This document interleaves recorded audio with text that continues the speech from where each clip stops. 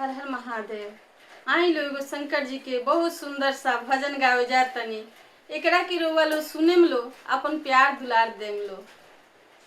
अरे शिवाजी जे हाई रंग रसिया हो, सबके मरले बानी मतिया।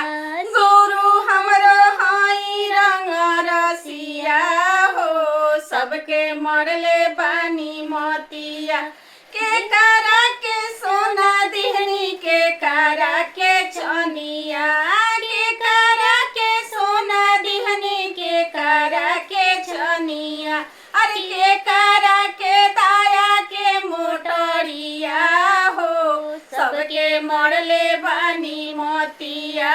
के करा के दाया के मोटरिया हो, सबके मरले बानी मोतिया। अरे गुरु हमरो हाई रंग रसिया हो, सबके मरले बानी मोतिया।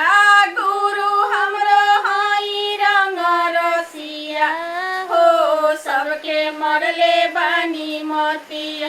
हरिंदर भैया के सोना दिहनी, नीलम दीदी के चनिया। हरिंदर भैया के सोना दिहनी, नीलम दीदी के चनिया। असिया लो के दाया के मोटरिया हो, सबके मरले बानी मोतिया।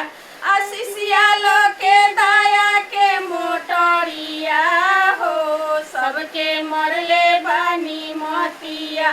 भोला बाबा हाई रंग रसिया हो, सबके मरले बानी मोतिया।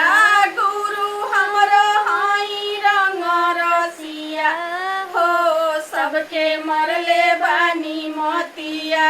हर हर महादेव। मैया पार्वती की जय।